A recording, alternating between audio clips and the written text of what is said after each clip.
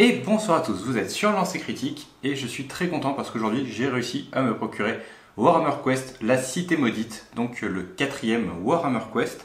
J'ai énormément aimé les 3 précédents et donc on va regarder qu'est-ce qu'apporte celui-ci. Je viens juste d'enlever le plastique, je ne l'ai pas encore ouvert, donc on va bien voir tout, on va découvrir en même temps.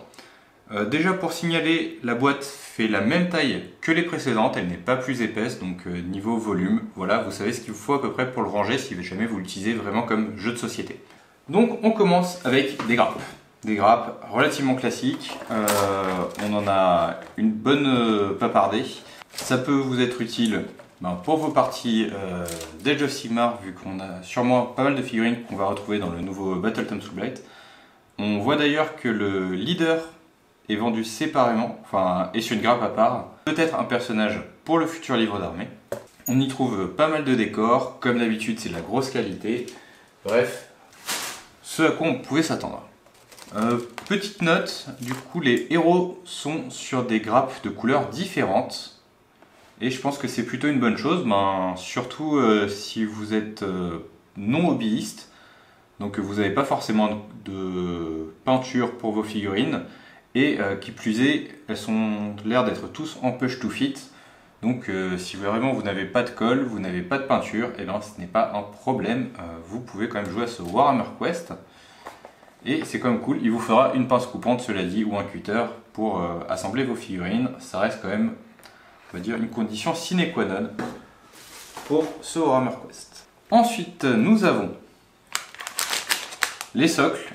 Les socles, pareil avec les à l'ancienne, donc les socles pré-percés, et pour pouvoir poser les figurines dessus. On avait déjà eu la même sur Warhammer Quest Blackstone Fortress. Donc encore une fois très pratique si jamais vous êtes nouveau sur ce genre de jeu. Encore plus de socles, je vous rappelle qu'il y a 60 figurines à l'intérieur de ce Warhammer Quest. Ensuite on a les dés. On retrouve ce qu'on connaissait déjà, on a les dés blancs pour les héros, on a les dés noirs pour le destin, les différents dés d'attaque, et cette fois-ci on est parti sur un dé 12 au lieu d'un dé 20 pour le dé des événements, en tout cas je suppose.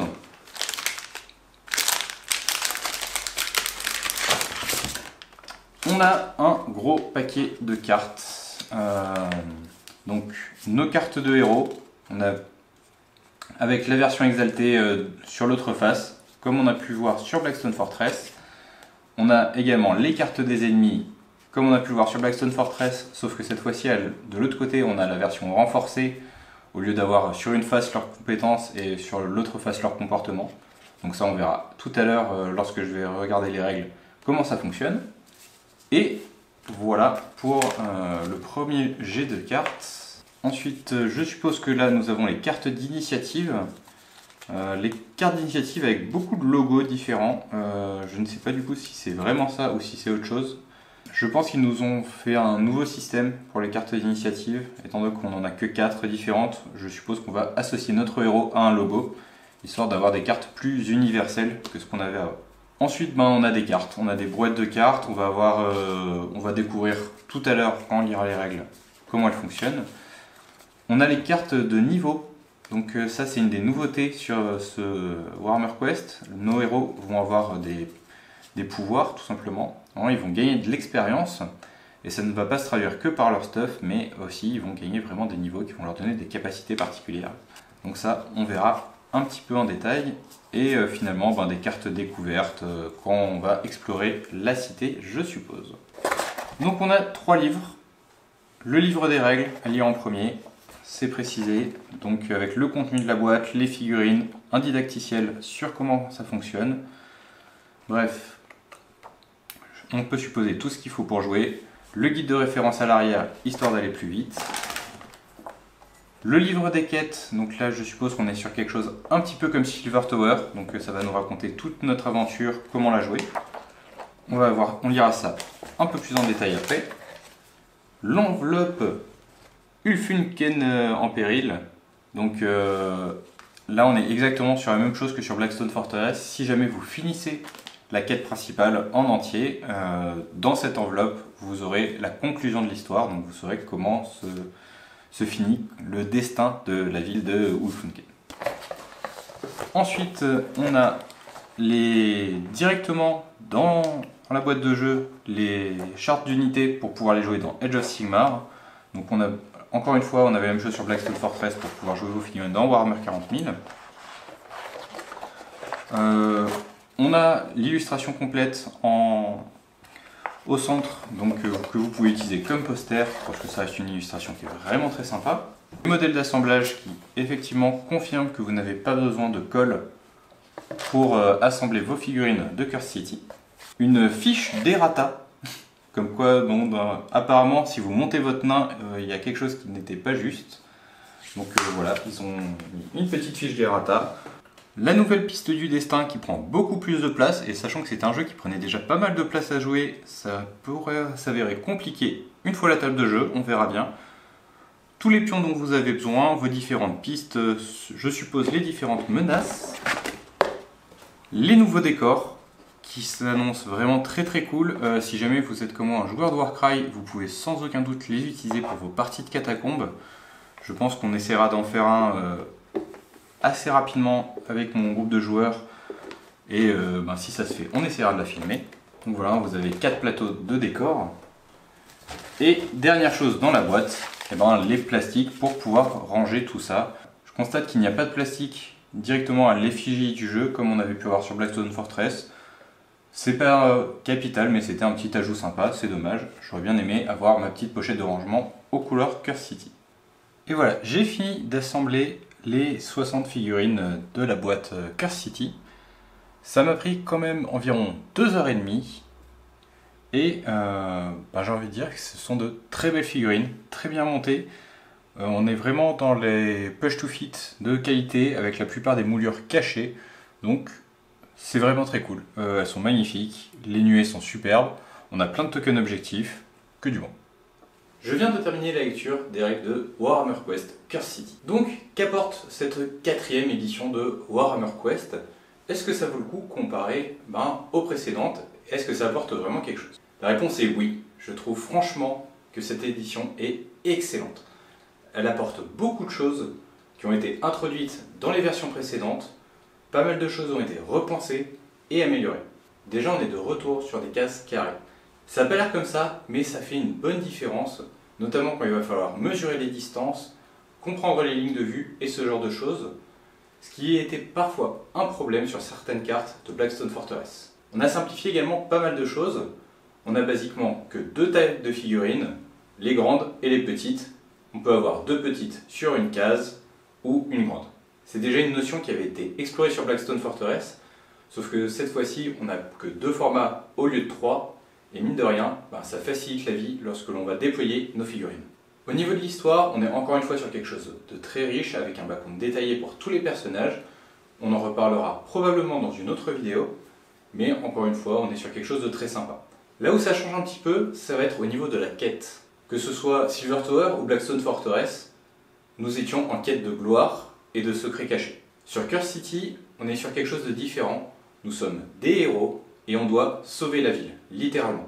Il y a d'ailleurs plusieurs menaces qui pèsent sur elle, il va falloir toutes les gérer en même temps si l'on ne veut pas échouer dans notre quête. On retrouve également de la simplification au niveau de la gestion des hostiles. Sur Blackstone Fortress, le comportement était variable en fonction du positionnement des ennemis. Si nous étions visibles, non visibles, au corps à corps, à distance moyenne, à longue distance, cette fois-ci, tout ça saute, vous avez une table de comportement par ennemi, et tout est sur sa fiche, donc vous n'aurez pas besoin de faire autant de manipulations qu'avant.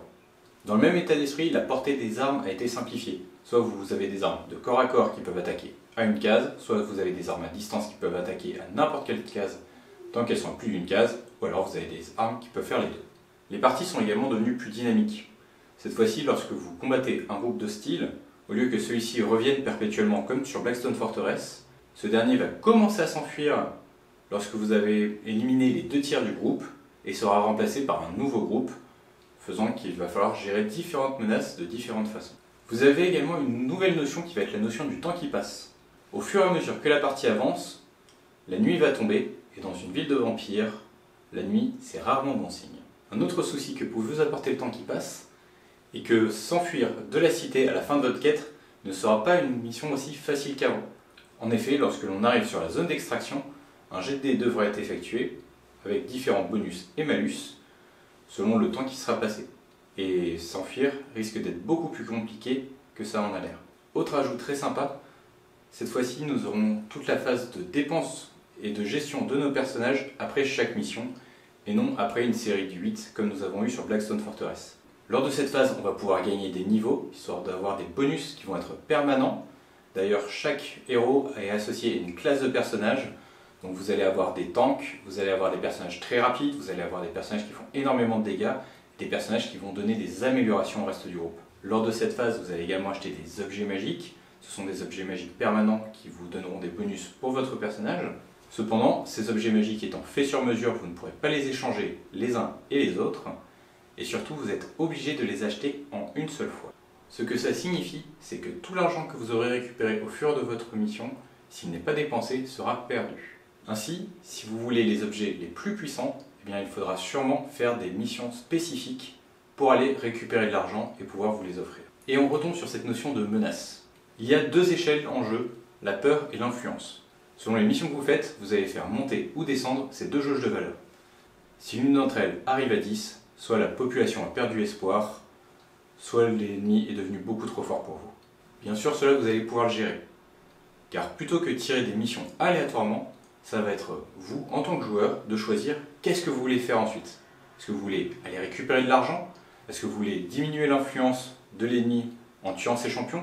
Est-ce que vous voulez aller sauver les gens pour qu'ils reprennent confiance? Ou bien sûr, est-ce que vous voulez aller tuer un des lieutenants adverses afin de progresser dans votre quête? Cette mécanique plutôt simple donne une véritable dynamique et un véritable but à vos missions. Vous n'êtes pas juste là en train d'explorer de façon aléatoire en espérant d'avoir assez d'expérience pour aller combattre le boss. Cette fois-ci, vous avez vraiment un sentiment de repousser les menaces, un sentiment d'urgence, et c'est très bien ficelé. Qui dit monter en niveau de personnage, dit également une difficulté adaptative. Les groupes de monstres que vous allez croiser vont être du même niveau que ceux de vos héros. Après tout, il est assez normal que le chef des lieux vous envoie des ennemis de plus en plus puissants pour vous repousser. Et basiquement, vous ne roulerez à aucun moment sur vos adversaires lorsque vous serez dans la cité maudite. Et je trouve que c'est un très bon ajout comparé au système de Blackstone Fortress. Car lorsque l'on était sur la fin et que l'on tombait sur des gardes impériaux, eh bien ils ne faisaient pas long feu. Dernier changement majeur, cette fois-ci nous avons un véritable système de points de dégâts au lieu du système uniformisé des versions précédentes. Ce qui a pour effet que les boss vont être de véritables menaces et non plus des ennemis comme les autres. On a cependant perdu quelques éléments depuis la version précédente. Déjà, le système de couvert n'existe plus. En même temps, sur un jeu dans l'univers de Warhammer 40 000, il est normal que les attaques à distance aient plus d'importance que les attaques au corps à corps, donc on peut comprendre ce choix. Autre perte un peu plus regrettable par contre, on perd les bonus de groupe qu'offraient les vaisseaux des héros dans Blackstone Fortress. Nous n'avons donc plus accès à ces bonus accessibles à tous, mais plus faciles pour un héros spécifique. Cependant, on va quand même retrouver certaines de ces capacités dans les traits liés à l'expérience. Pour moi, ce Warhammer Quest Curse City est une vraie réussite, et j'ai plus que hâte de découvrir ce que renferme l'enveloppe scellée qui met fin à la quête principale.